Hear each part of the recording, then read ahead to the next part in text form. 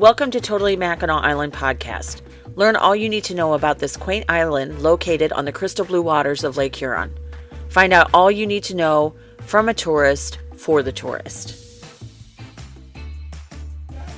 Hello and welcome to Totally Mackinac Island podcast. I am your host, Heather, and I'm very excited for this week's episode. We are joined by author A.M. Rao, and he is gracious enough to come on here and tell us about his book that is going to be coming out May 1st. I was lucky enough to read this book. He actually sent it to me ahead of time. So without further ado, let's take it away. So thank you, listeners. Today we are joined with Mike, who goes under the pen name A.M. Rao, and he is an author. So thank you for joining us today, Mike. So the first thing I always like to do when somebody comes on the podcast is, can you share your Mackinac origin story? Absolutely. As a child growing up on the Lower Peninsula, my parents would bring us to the Upper Peninsula every other year, and Mackinac was one of the activities that we would do during those mini family vacations. And being a young child who probably wanted to be doing many other things other than taking a boat ride and walking around, I wasn't initially interested in a trip to this place until I got here. And there's something about the island. It's alive, it's beautiful, it's fresh air. I mean, the sights and the sounds. And when I talk to people now in my current position as a police officer, they'll ask me, what is it about this place? And I think you're getting all of the senses going at once. Mm-hmm. The sights, the sounds, the smells, great food, great people, great conversation, and you're active. You spend a full day at a beautiful place being active, and then you leave and you say to yourself, that was fun. And so from, as a child, that's where it started. I met my lovely wife when I was 19, and our first and only vacation with just the two of us was back to the island, and we decided, let's try to live here. Yeah, I love that so much. I think I was a child of the 80s. I'm true Gen X, and I think the island reminds me of my childhood. It reminds me you rode your bikes. You were outside. You didn't want, if you have your phone when you're there, you're using it for pictures. You're not, you just, what I always say, it's disconnecting while reconnecting. You're constantly, I just love sitting and just watching, and I love it. You're right. That's exactly it. Yeah, it's wonderful. There's no place like it, I don't think, in the world, like Mackinac. No. So we're going to get right into things because there's a lot to discuss. Can you share with the listener what your book is that is being released on May 1st? I would love to. This book, it's very dear to me. It's called Met with Foul Play, The Plot to Kill Frances Lacey. And it is a 3-part novel, part 1 being a document by document true crime retelling of the 1960 cold case involving the murder of a 49-year-old widow named Frances Lacey. Part 2 goes into an ending. It's a fictional ending that I feel could have taken place had they pursued one of the leads more thoroughly. And that's to say nothing negative about the investigators. They did a tremendous job. Hundreds of tips, probably thousands of interviews total. They did a great job. It was very difficult back then to investigate a case like this, especially when considering the limitations of the island. But they did a great job. So part 2 kind of goes into how they looked at one of these leads more thoroughly, how that could have played out. And then part 3, other facts about the case that I thought were important for the reader to know and to understand. Yes. What made you decide to write it that way? Was it just something as you were going along, you thought, oh, this might be fun to put it in that perspective? It's a great question. My number one fan is my wife. Yes. She is also my reader and my editor and my emotional support. And when I have an idea, I bring it to her. Yes. And when I decided that I wanted to write this book, when I found the conclusion and decided to write it, we had a conversation about how that could be. I wanted to provide the reader with information that I thought was crucial to know, but that wouldn't have worked in the true crime setting. Okay. right? It's hard to wrap certain elements into a true crime retelling. So we decided that, hey, what if you did multiple parts? What Yeah. if part one was the true crime novel? And then part three to me is my way of making certain points more clearly and certain arguments stronger to support the conclusion. Yes. And your wife is also very talented. She makes some fantastic jewelry for the listener for cayenne and cake. I've had her on the show before. So yes, I have to agree with you. She is fantastic. Yeah. Um, That's kind of you. I will also point out, though, her work as a mother and as a wife needs to be noted in that she has to deal with me and all of us. So to do what she does on top of that is impressive. 100%. Yes. Yes. Yeah, I agree with you completely. Okay. So for the listener that doesn't know, we're going to get into the backstory of Frances, how she came in to visit the island, and why she was headed where she was heading. So I'm going to let you take the listener back to this beginning in this story, if you will. Absolutely. Mhm. I think it's important to start at really what led to this situation unfolding. In Okay. 1957, Frances Lacey's husband passed away. His name was Ford Lacey, and he had a considerable amount of wealth. He left $9,000 to each of his children, William and Kay, and then the rest of his wealth to his wife, Frances, which was a total of $125,000, which adjusted for today's value would be close to $1.3 million. Okay. So fast forward 3 years later, Frances is a widow. She's grieving the death of her husband still. It's been difficult for her to be alone. She doesn't leave the house often. She does communicate with her daughter, Kay, and her neighbors, but it has been tough for her. And that's when Kay and Wesley suggest, hey, let's go to Mackinac Island. Let's go on a vacation. Get you out of the house, fresh air. It'd be great for you. And they make the decision to make this trip. And this trip served as a significant decision for Frances to really kind of leave the comforts and the sadness of home behind to go somewhere like Mackinac. Yeah, that's very true. And where was Frances from originally? She was living in Dearborn, Michigan Okay. at the Can time in How far 1960. away for the listener to know might that be from maybe Mackinac? It's a great point, and it's interesting because, as described in case documents, Uh-huh. Kay says that the trip took them about 8 hours. Hmm. Nowadays, I think it's closer to five, Uh-huh.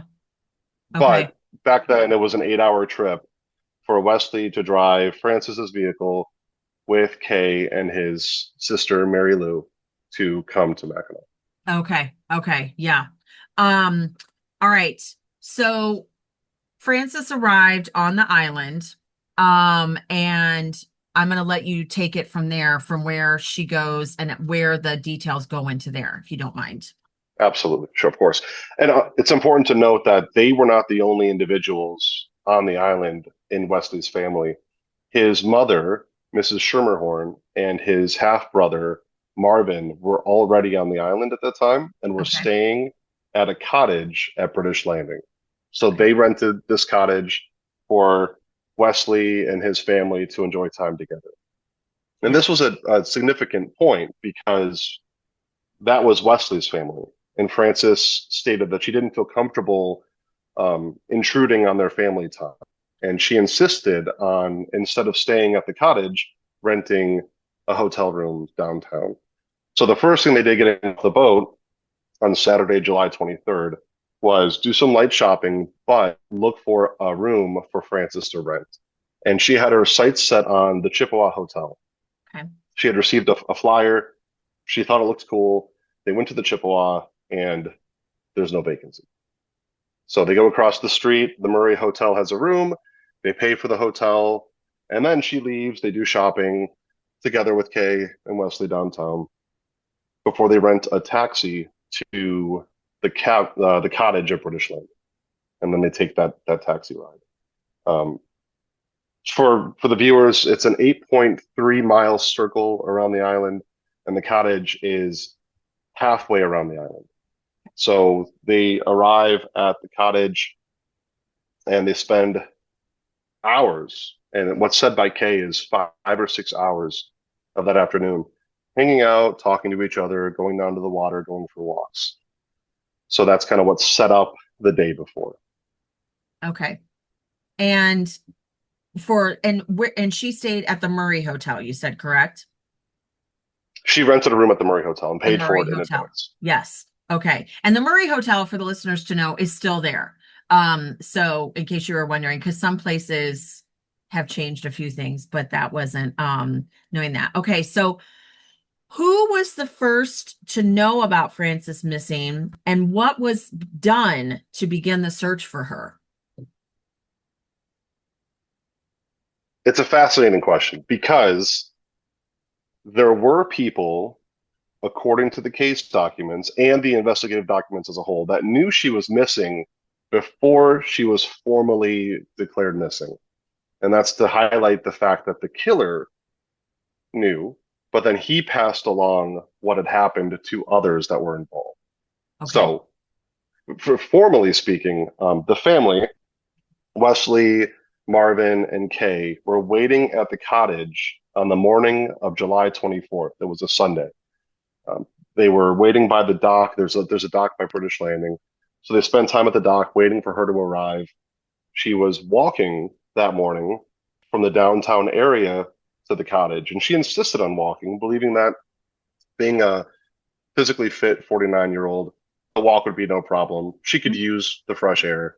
It's something that I think she thought would be good for her, Mm-hmm. but she did not arrive. And Okay. come the early afternoon hours, Kay started to worry. Her and Wesley walked the route to town that they expected that Frances would have taken, did not see her, and then went to there was a state police post in front of the marina, and they went to the post, found a trooper, and reported that she was missing to the trooper. Okay. All right. That was a good way of bringing that in. I never thought about it from the way you were saying that until, and for the listener to know, Mike was generous enough to let me read the book ahead of time. So I feel very lucky to know what he is talking about. And for those that, I couldn't put this thing down. So just so you know that. Um, Another thing that people might be asking, listeners, on, does this happen on the island a lot, such as someone gets lost on trails for hours and then they finally appear? Like, this is something that I think people, even though the island isn't that big, it is that big. And can you explain that to the listener a little bit better? That is a great job explaining just how big and small it is at the same time. Hmm. We receive missing persons complaints on a weekly, if not daily basis during the summer months. It's a large space if you're traversing it by foot or on bicycle, and just one turn in the wrong direction can lead that person to feel like they might be lost. Now, some would point out, and they'd be right, that it is a circle. And if you Hmm. make your way to the perimeter and then go in one direction long enough, you will make it back to town. Right. But that's easier said than done. And that could be an exhausting effort for some people. And it could take a considerable amount of time, especially when it pertains to the interior, Hmm. which can feature lots of trails with limited internet connectivity, where it might be harder to see exactly where you are via GPS or technology. So it can be tough if you're out on your own and you go the wrong way to know exactly where you are. And then what we do as a police department is receive the complaint, get as much information as possible, and then go and find the person because Yep. we know kind of those routes and trails. So it does happen on a regular basis. Yeah. Yeah, those trail, because I mean, if people have not explored the inner part of the island, there's trails within trails. Like, there's so many trails in there. And Yes, it's kind of overwhelming, truly. So it I is. mean, And I don't, and for someone to maybe if they haven't walked to the island before, walking for 4 miles can feel like a long time. And before we moved here, I came here in the winter one time and decided to walk around the perimeter. And I started to walk, and it just felt kind of endless to the yeah, point where I spent about an hour walking and then turned around because I didn't feel like I was making much progress. So I think although it is small, it does feel large, especially when you're doing something physically to navigate it. Yeah, yeah. I always still to this day carry a map with me. Old school map. Get that Mhm. from the visitor's guide because Yes. you just never know when you might need that, you know? Yep. Um, so back to Frances Lacey. Okay, so she's been reported missing. So at this point, who is in charge of the initial investigation and what is the role of authority and how this investigation is done?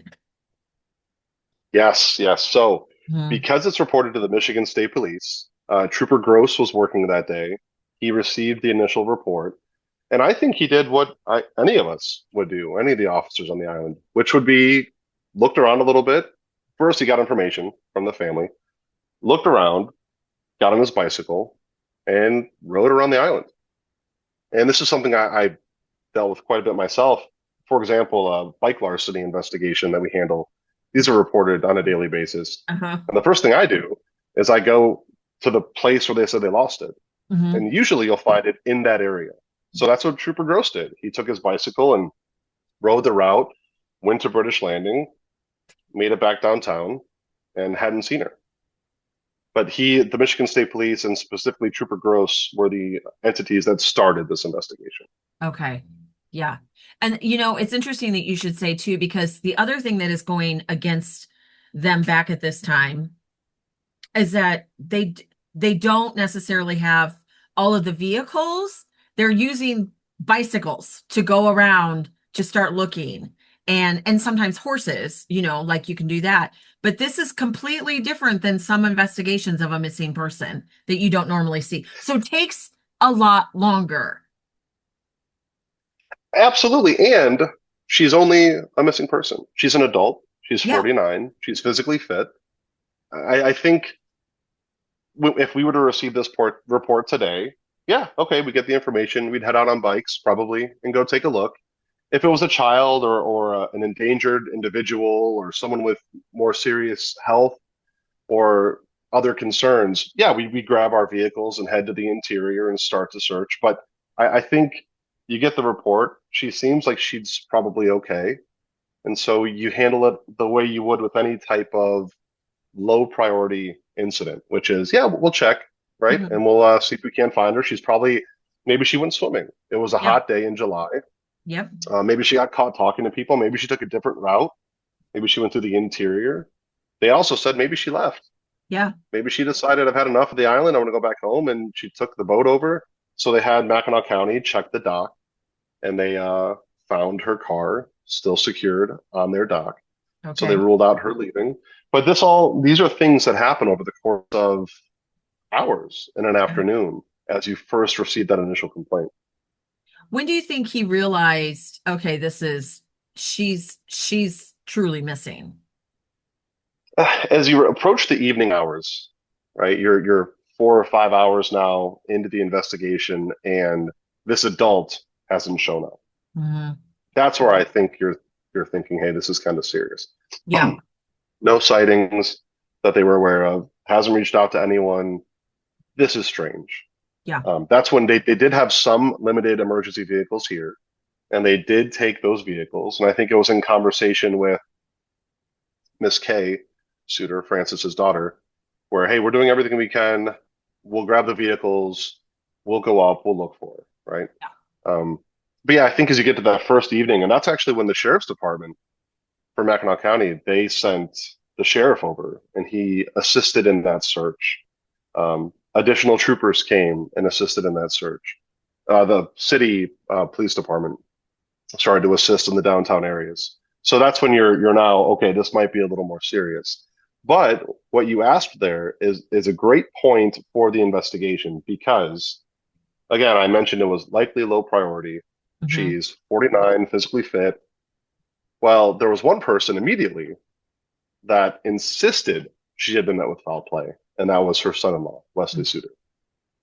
So can you share with the listener just quickly how that might have come up a little bit like that kind of Yeah, triggered, censored something on the sure. officer? Hmm. Yeah, so if the viewer can picture themselves as a police officer at a place where people get lost or turned around frequently. And so someone comes up to you and says, hey, I can't find my mom. She's 49. She was walking. And you're thinking, okay, yeah, we'll go look for her, right? This happens all the time. And then someone close to her says, oh, no, no, no, something terrible happened to her. She was met with foul play. Something horrible happened to her. You would think two things. One, don't say that, right? Yeah. I don't need the complainant panicking about their Yeah. loved one. And secondly, why would you say that? Right. I don't think the initial reaction for a person when someone is just missing immediately is to say, oh, yeah, something terrible happened. I No. think the reaction is, yeah, she's just got turned around. Maybe she injured her ankle and had to sit down, right? I mean, that's possible. Maybe she didn't eat that morning and she was feeling unwell.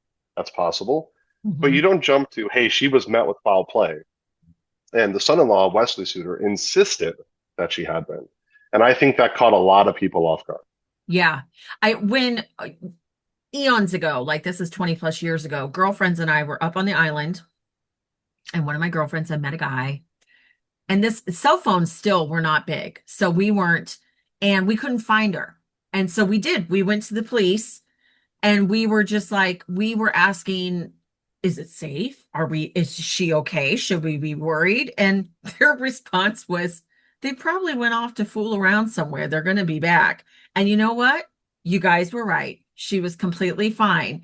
But you, we didn't go in there. We asked a few other, like we were asking, we're like, is there sexual assaults that have happened on the island? Or is there this? But you guys were so like, no, this is very common. And the same with a friend's bike got taken, and you guys said somebody was probably drunk, took the bike, go find it. And you know what? We found the bike, and you guys were right. So obviously, this is probably still played back to when this first happened in 1960. That you're like, she probably got lost or something happened. Let's not jump the gun. But to say something like foul play, that would I never thought about that before until you said that. That's interesting. Well, and also for that to have been the spouse of the complainant, right? So the this missing person's daughter is obviously concerned. Yes. For her husband to be the one to insist that something terrible had happened almost seems cold and callous. Like, why are you affecting your wife that way, right? Yeah. Because she very well could be okay. So why hurt her? Like making that statement doesn't do anything to better the investigation or to help put your wife at ease. But he was insistent that something had happened. Yes. Yes. So from this point on, they've come in, they've started investigating, and how many days go by before there is a tip that comes in that allows them to figure out where Frances Lacey might be? Unfortunately, it took 4 days, the day that her body was located, Mhm. when someone, an individual, there was a couple that visited the island on the 24th who they were married but not to each other, and they were riding their bikes around the island and saw a purse laying on the ground. And they picked it up and saw the ID card of Frances Lacey and saw a Chippewa hotel pamphlet and said, all right, we'll take this back to the Chippewa, give it to them. And they heard a noise in the woods when this happened. This was around 10:15-ish on Sunday, July 24th, the day that Frances Lacey went missing and was ultimately killed.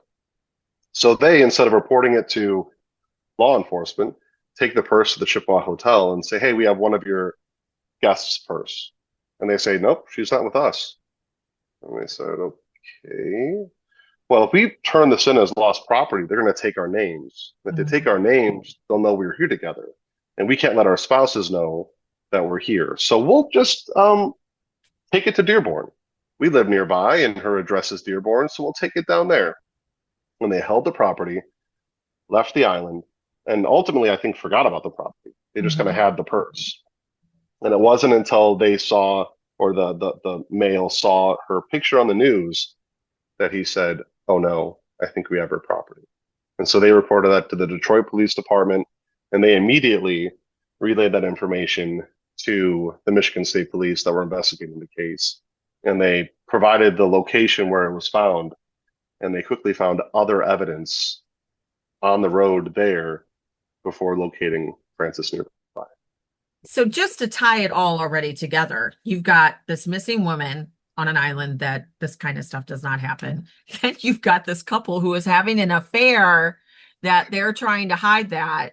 I mean, this is like a Dateline episode. Like this just does not sound real. And it was in 1960 to boot, Yeah, right. you And know? an important point to make about the investigators, the way I just described it would make it sound like they kind of threw their hands up and said, "Oh, I don't know, she'll show up," and then they waited 4 days. Yes, no. So yeah, I want to be clear that in the days that followed, even that night, they brought additional troopers over. The next morning, they amassed a large search team involving Boy Scouts, visitors, locals, fire department members, and then they brought bloodhounds over. They had multiple vehicles here. They searched the waters with the Coast Guard. So there were significant efforts taken, including investigative efforts, as far as identifying individuals that could have been involved should she have been met with foul play. So there were extensive efforts before this information was received, but then that culminated in the discovery of her body on July 28th at around 8 p.m. And the other thing that that they had to go against was the weather. It started raining Yeah, too, wasn't it? yep. That Mhm. didn't help the Bloodhounds as No. far as their search efforts. But what it did do, so the Bloodhounds are interesting. They brought them on the island. They did get a scent of Frances from her clothing that was left within a suitcase at the Murray Hotel, which we can touch on in a second. Hmm. But they got a scent from her, followed it. They lost her at the boardwalk, which highlighted the beginning of her route, but it didn't go from there. It did send Michigan State Police investigators to her house in Dearborn to retrieve additional clothing items to help get a stronger scent. And while they were there, they found a letter that was open in the kitchen that they found extremely interesting and interesting enough to both note it in their report and then follow up on it a few times later. Okay. And um, the other thing is the police were very good at trying to figure out if Frances Lacey had actually left the Murray Hotel that morning, if she had eaten breakfast there. Like they were trying to get a timeline of when everything did happen, if she did actually leave the island. Like they were on it. They had, and you were right. You go into this in the book. Like they started interviewing people immediately. Like people started coming and saying you should look at this person. Like they didn't hold back on anything, correct? Correct. Yeah. And um, nowadays, we would just do a cell phone ping and Hmm. we'd find them, right? We'd know their exact route and where they are, and we could get the data and where they left. And but they had to create her timeline of events essentially from scratch on the 24th, the day she went missing. Hmm. And they started at the Murray Hotel. And it's funny, in talking to people, her suitcase was left in the front area by the desk. And some people thought that was odd. That's extremely normal back then if you're not leaving the island yet, but you're checking out of your room to leave your luggage behind because you don't want to carry it with you down the street and then on the next taxi ride you go on or taking a carriage tour. So leaving the luggage was common. But now you're trying to find, okay, who was the desk personnel or who was at the desk that checked her out that day? And she Right. had paid for the room in advance, and so no one had to. And then it was, Yes. all right, where did she eat? Did she eat something? And where did she eat? Was it the Pink Pony? Was it the Murray? And so they're having to interview all of these employees from all of the surrounding area just to try to find what she ate, when she ate it. And they were able to do that. But again, to your point, that took investigative efforts Yeah. while they're also conducting a search for this missing person. So Hmm. yeah, a lot of resources put into it. And this is peak season too. This is high peak season for the island. So these employees see people all day long coming and going. You've got not only the people staying on the island, you've got people that are visiting just for the day. So you have, and this is something that I thought of, and I'm sure you did too, having been to the island so many times. When I first heard about this, I'm like, oh my gosh, they're never going to solve this because if somebody did do it, they could have just gotten on the ferry and left.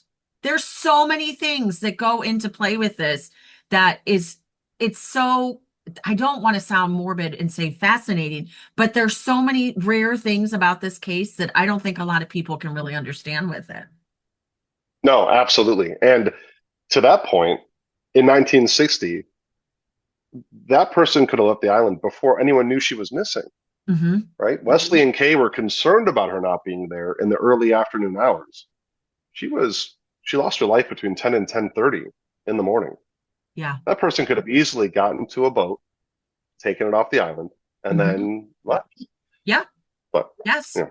It's absolutely insane. Okay, so they get the tip of where the purse was. What led the investigation then to being able to find Frances Lacey? What was something that they noticed and then took them in? If you'll let the listener know from there. Oh, for sure. I mean, that served as the best clue up until that point. 4 exhaustive days of Mhm. relentless searching, interviews, canvassing. So getting this information to them was, hey, this is it. And they took a vehicle with lots of troopers and officers to the location where the purse was said to have been lost. And what they found immediately on the road were fragments of a denture plate, which another huge red flag. They had been crushed by the wheels of the taxis that had passed in the days prior, but still, that was something that was unusual and helped to um, solidify that, hey, we're in the right spot. The property was found here, denture plates are here.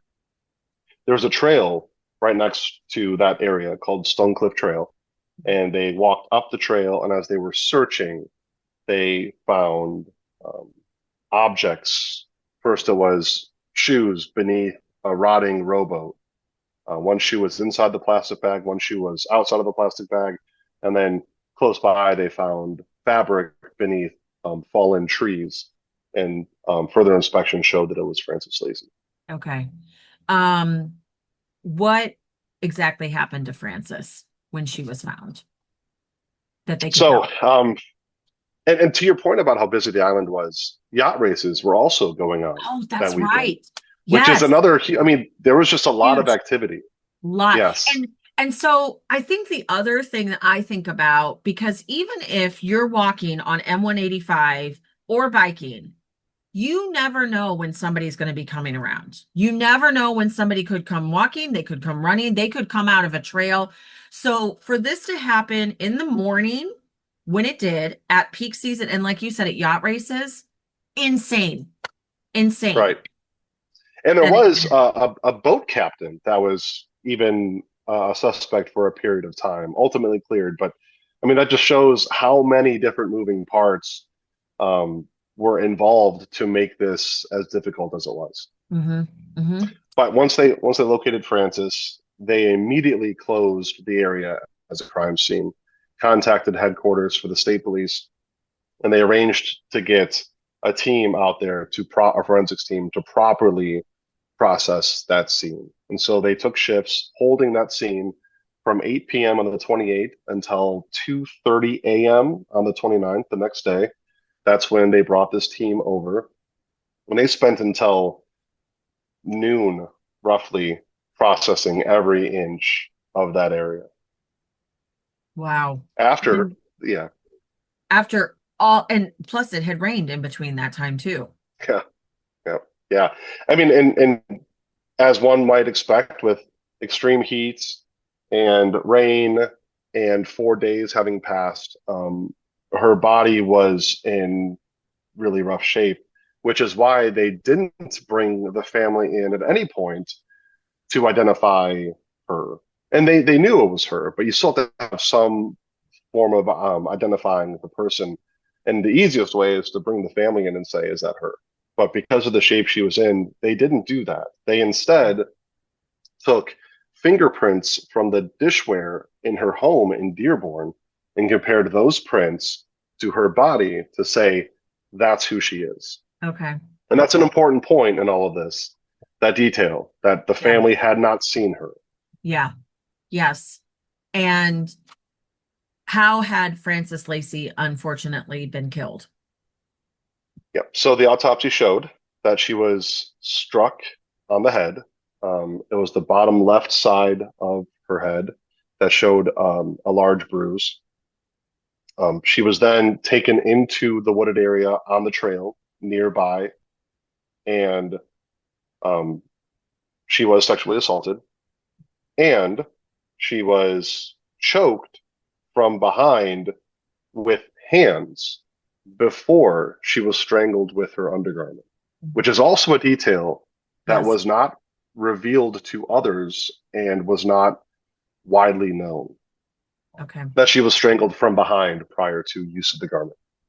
And that's important when when the listener's reading the book for that you'll share about that in the book with it. But yes, that was important with that. And it's just like you sharing it, it makes me like, as I'm sure you being an officer, it just makes me so sad because you think, what an awful way. Awful way. She's just walking and then to be grabbed and to be have the end of her life be done like that. It's terrible. It was, and I mean, she had been grieving for years after the passing of her husband. Came to the island for solace and peace and fresh air, and unfortunately, made her, I guess, a victim, a capable victim. Yeah. Yeah. And that's true.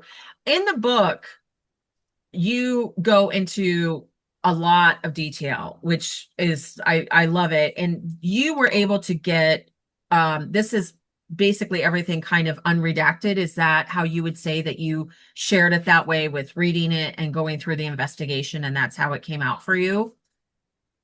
Yes, I was, because of my position with the police department on Mackinac Island, I was allowed to view the full unredacted case documents for this investigation. Yes.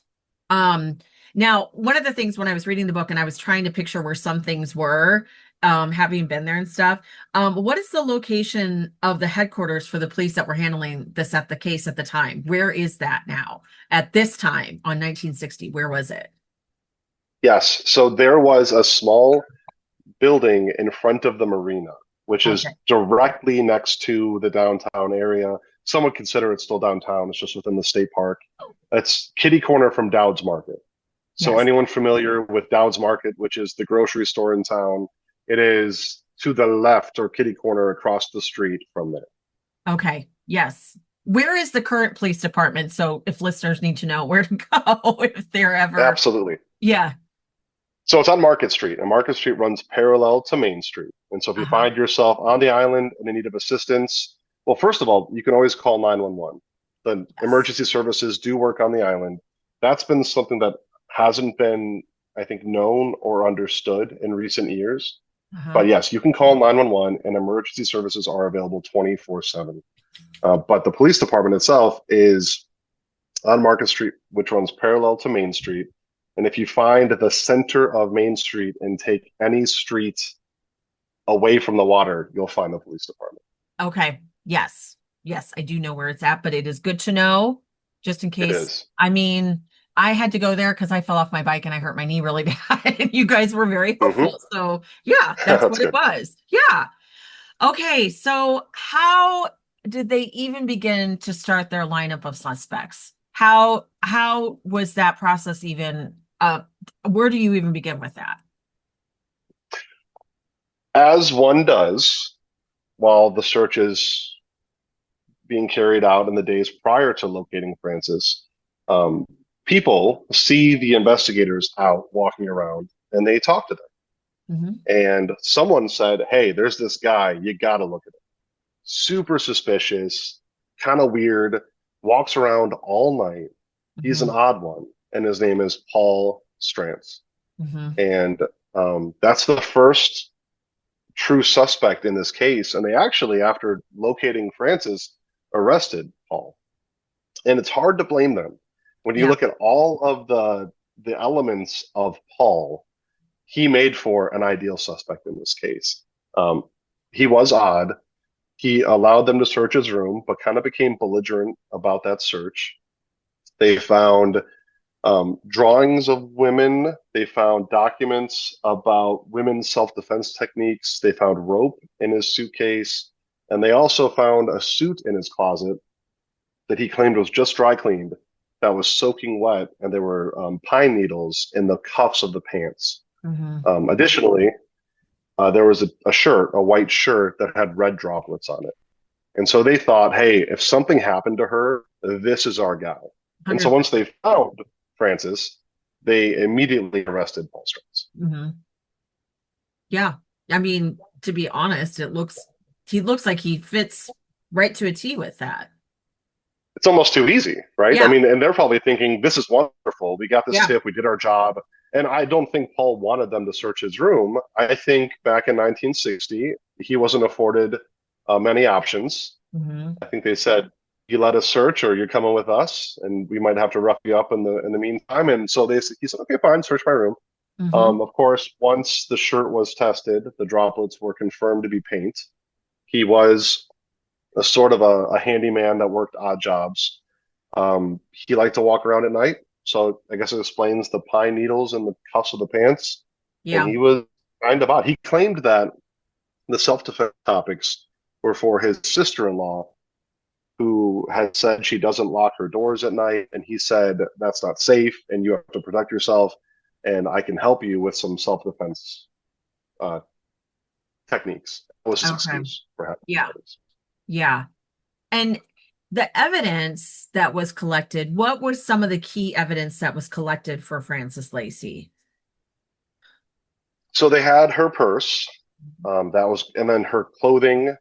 On the clothing during the autopsy, they found hairs that they confirmed did not belong to her. Okay. They did not have her wallet, and crucially, I mean, they didn't know that her wallet was missing or these things were missing until the family told them. And of course, the investigators wouldn't know. Right. So after locating her, processing the scene, it's now noon on the 29th. She is transported from there to St. Ignace to conduct an autopsy. And then after the autopsy, she is directly transported to Dearborn, Michigan, to a funeral home in the area. And Okay. it's days later that they really understand the property that was missing when provided to Kay, the daughter. Okay. So Kay alerted that there's a wallet missing and her watch isn't. But that day, on the 31st of July, was the first mention of the missing watch, which is Okay. a crucial distinction in this case. But 100%. they had, yeah, but they had the purse, they had her clothing, and the hairs became a central focus point of the investigation, for better or for worse. Mm-hmm.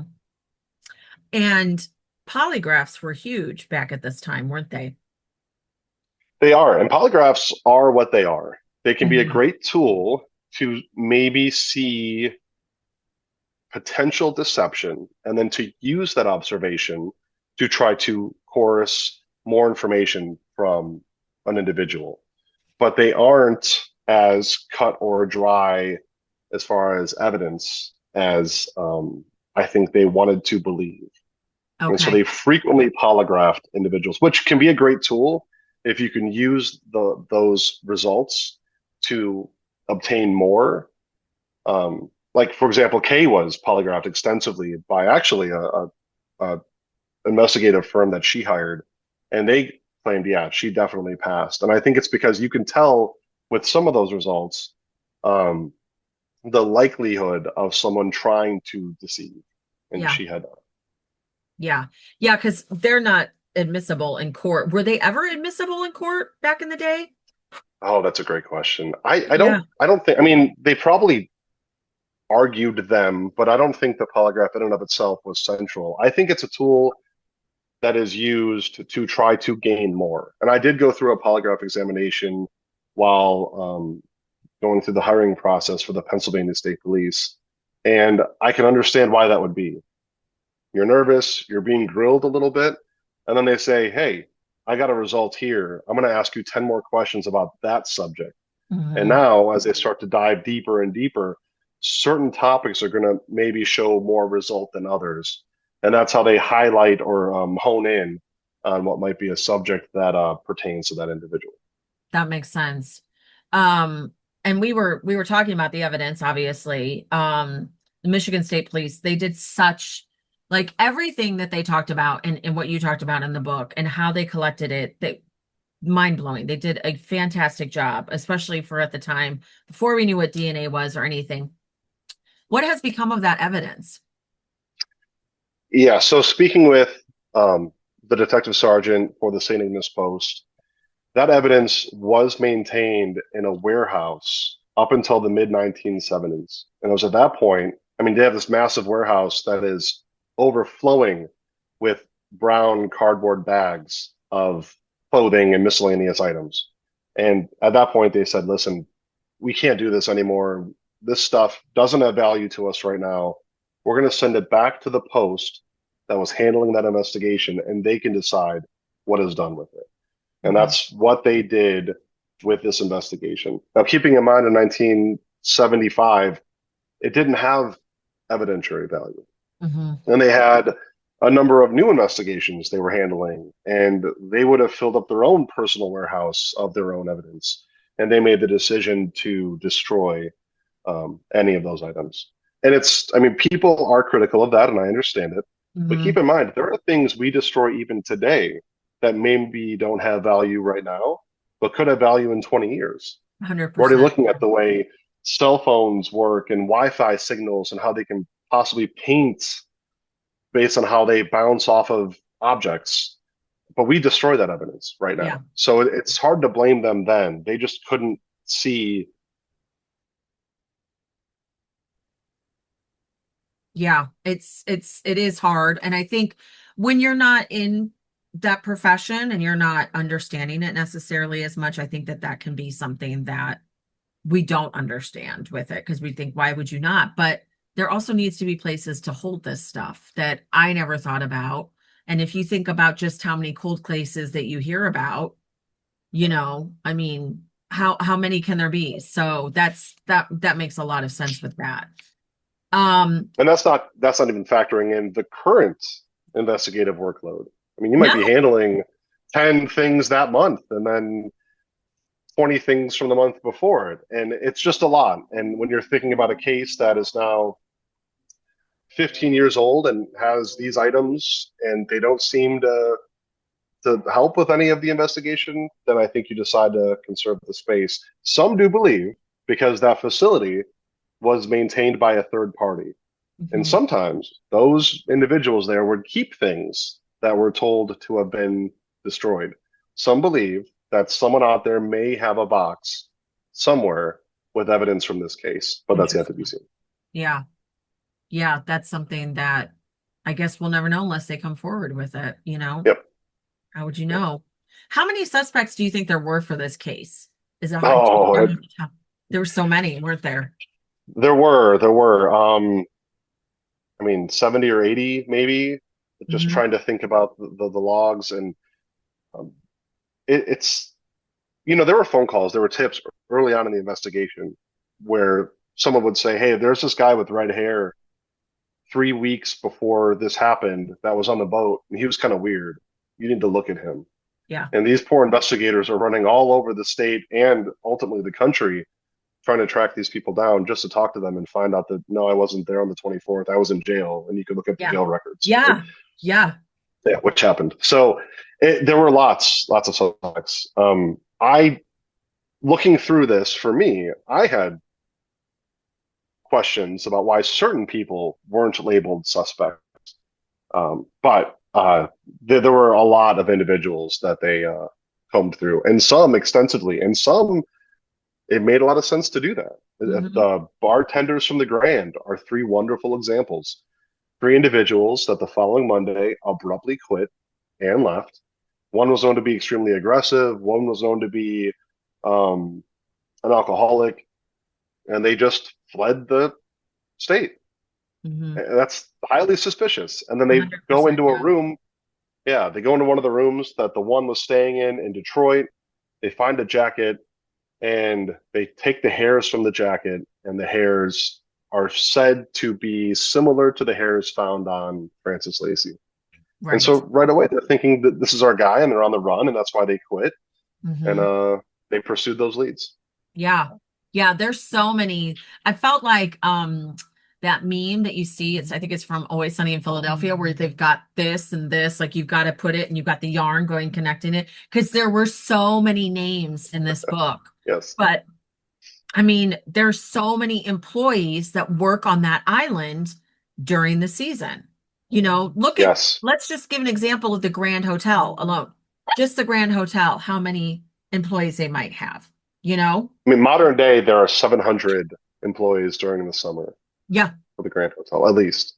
And that's just Yeah. the I mean, Grand. and right, Yeah. that's just the Grand. And they got employee logs and they had to interview every single one of these employees. And then you have the MRA at the time, the moral rearmament, which was a Yes. sort of societal movement that was Yes. staying at Stonecliff. And so they had to look at all those individuals, and they were coming and going frequently.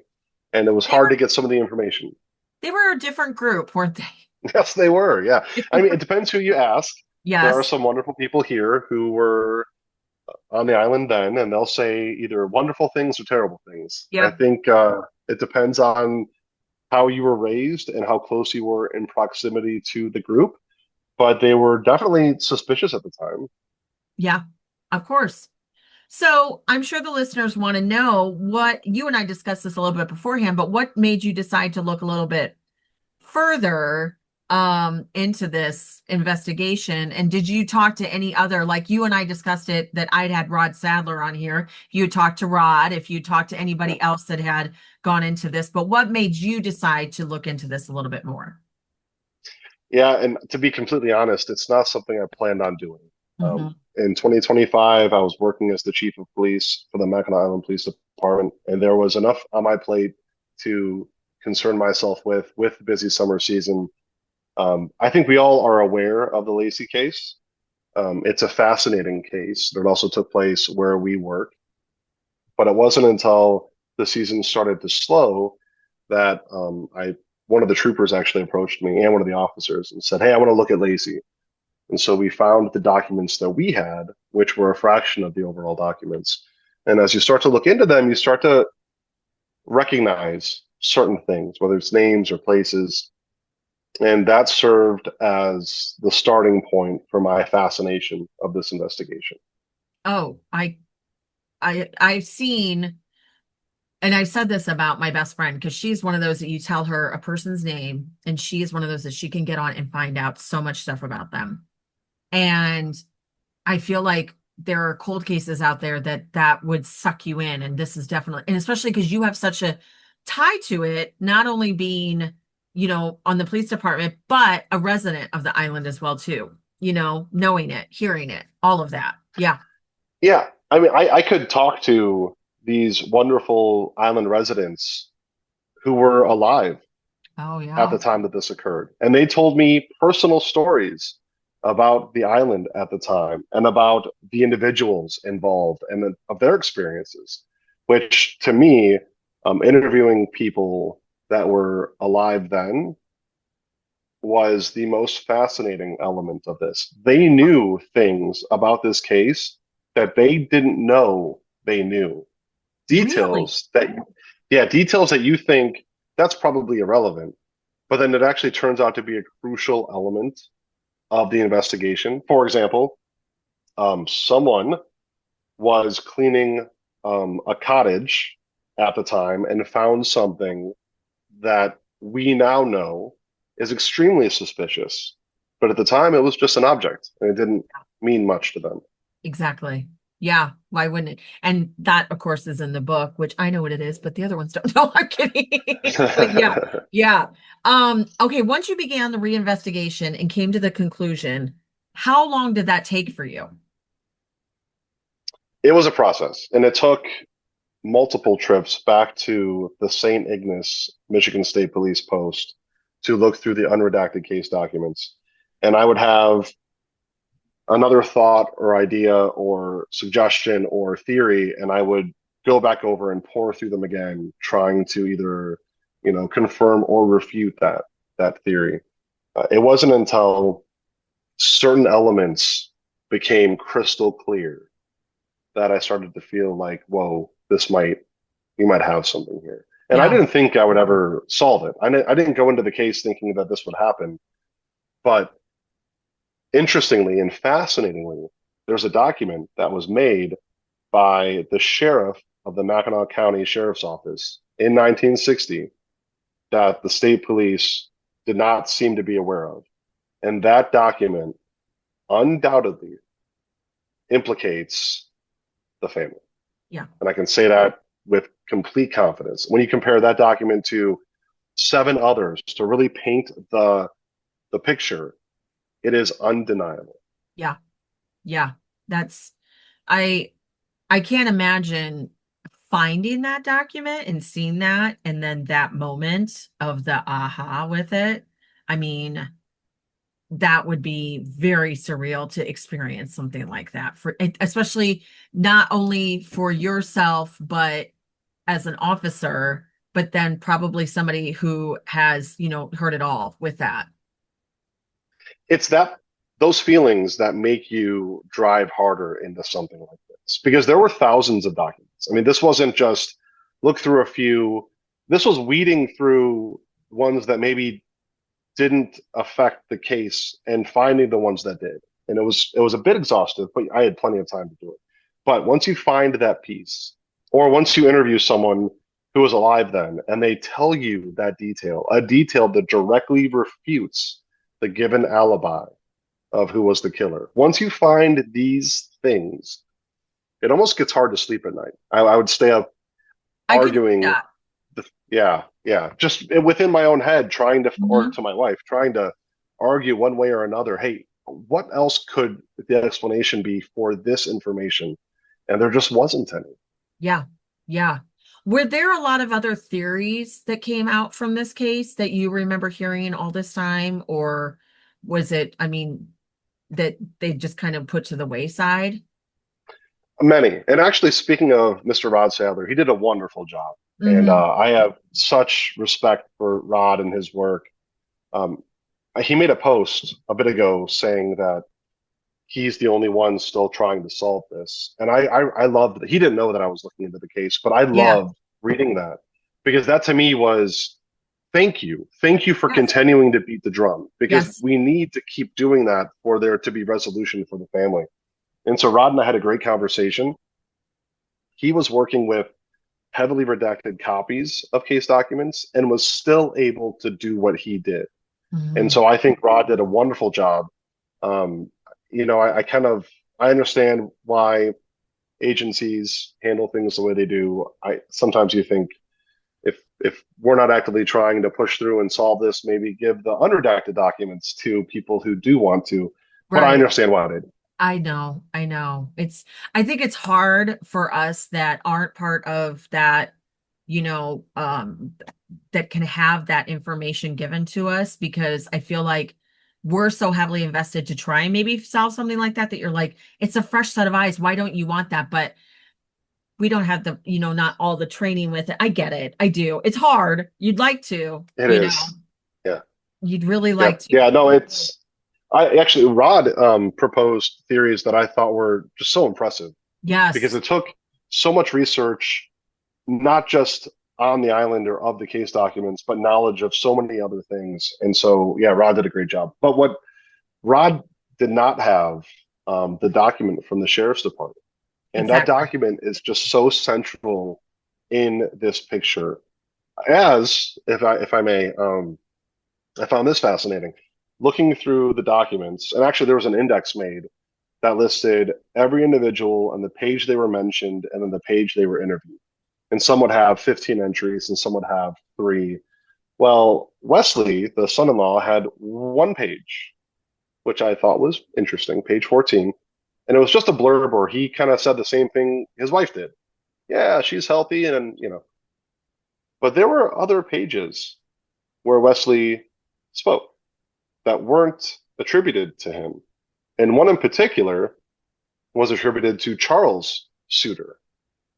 And I Really? think people read that and said, oh, there's a Charles Suter. Okay, that's interesting. Well, Charles was Wesley's middle name. And Oh.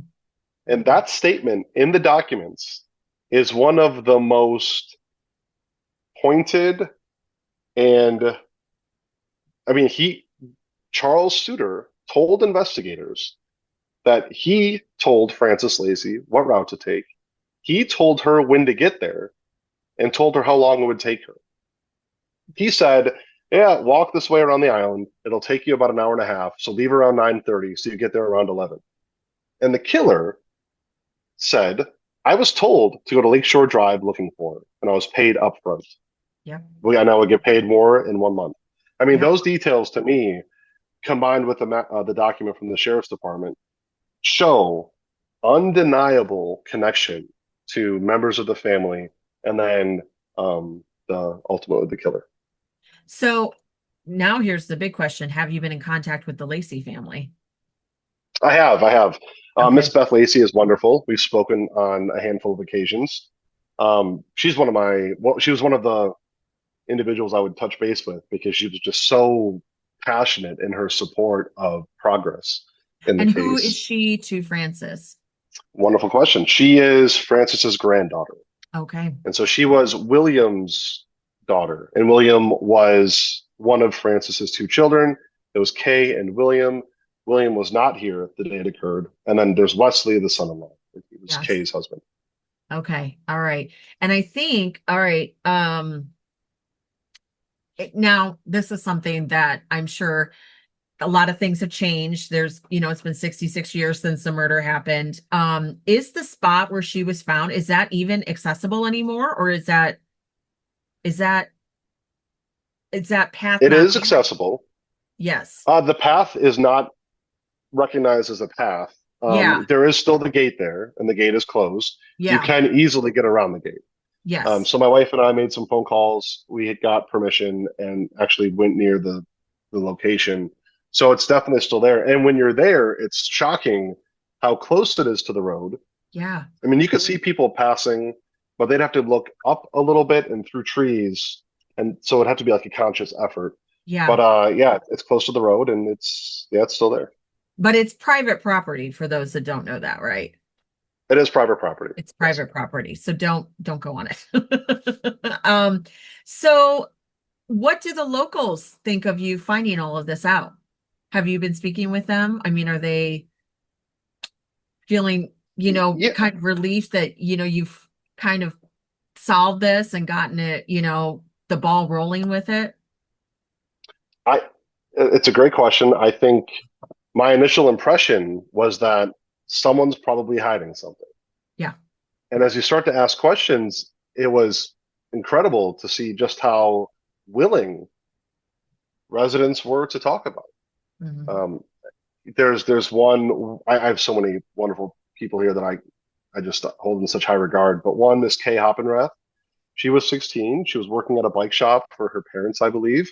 She remembers killer. She remembers the incident. Miss Candy Smith worked alongside someone very relevant to this case. She could provide personal information about it. One of the killer's ex-relatives could tell me very specific, detailed things about the island at the time. So I was a little surprised at how willing people were to talk, but Hmm. I'm very grateful that they did because what they told me helped to solidify the findings. It helped to refute an alibi that the killer gave, and it helped to strengthen the arguments, right? Because as Yeah. investigators, we maybe don't know all of the personal elements that affect that person. But then once you talk to someone close to them and they say, "Oh no, this is the way they were and this is what they were doing," Hmm. that often helps in and of itself to firm the case. Yeah, that's true. So does this mean, would this case still be considered cold? And like, do you present this to like the prosecuting attorney? I guess I'm like, where do you go with your findings from here? Yeah. So those were provided to the detective sergeant for the Michigan State Police. Um, they are conducting interviews right now. There was an individual who is still alive who was interviewed in 2026. His responses did him no favors. It Okay. only further strengthened the suspicions.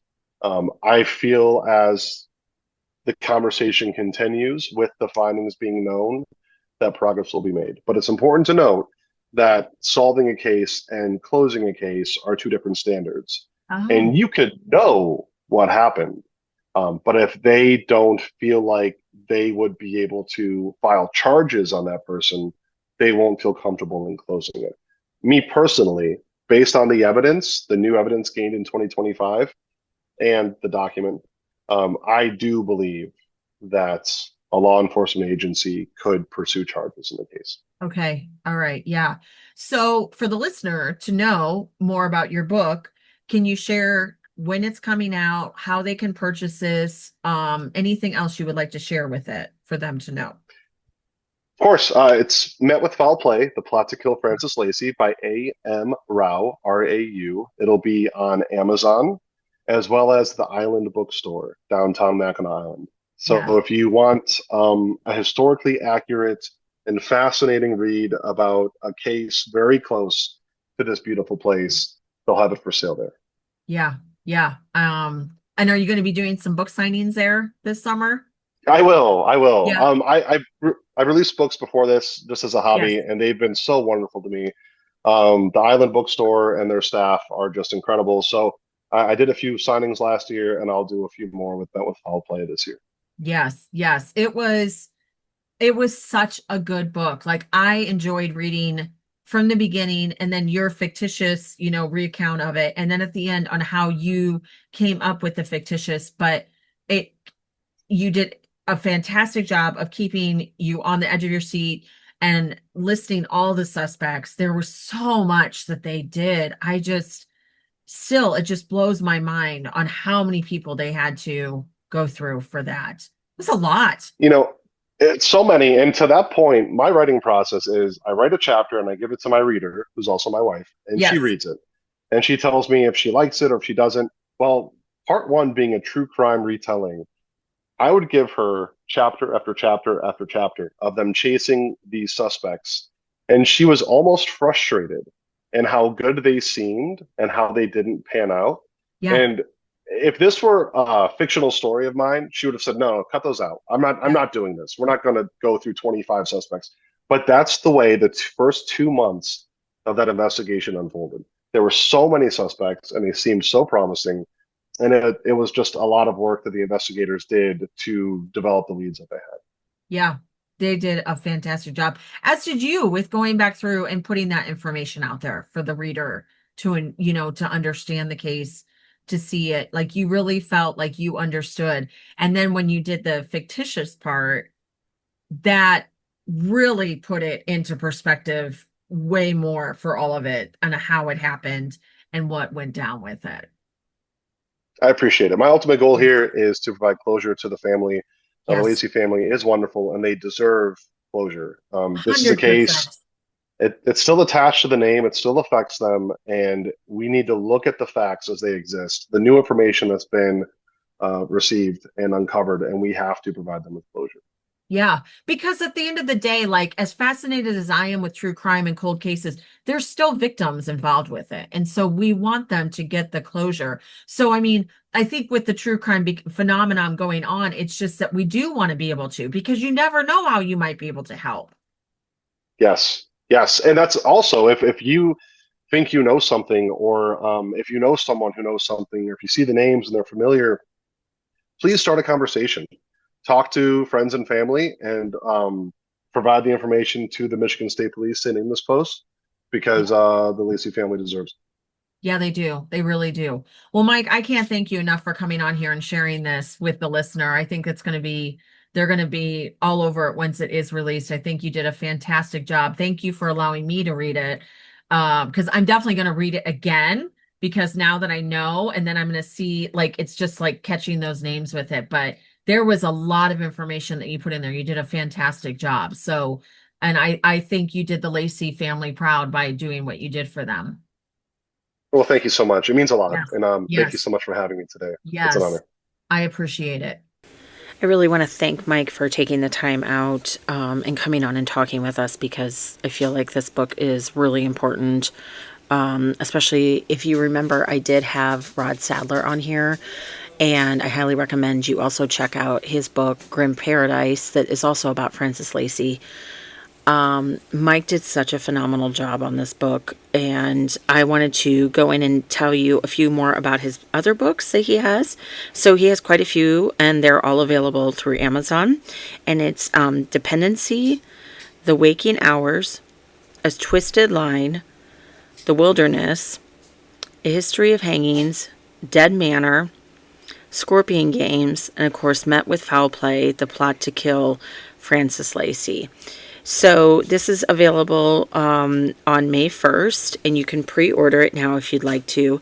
Again, I can't say enough about this book, and I have to give the Michigan State Police the high praise because they did a phenomenal job on the investigation and for the time period that it happened. It just, once you guys read this, you'll understand all that they had to do and how they had to do it. It is absolutely incredible. So that was Mike A.M. Rao. And he, as he mentioned, will also be having his book at the Island Bookstore, which would also be really cool for you to purchase it from there too. So thank you again, Mike, for coming on and speaking with us. And I definitely hope you guys all check this out. And whenever I hear anything new that has come up with this case, I will be sure to let all of you know, because as he mentioned, it's just kind of in the limbo, so we'll have to wait until then. All right, well, that concludes this week's episode. I look forward to talking to you next week about our favorite place, Mackinac Island. Totally Mackinac Island is written, produced, and edited by me, Heather.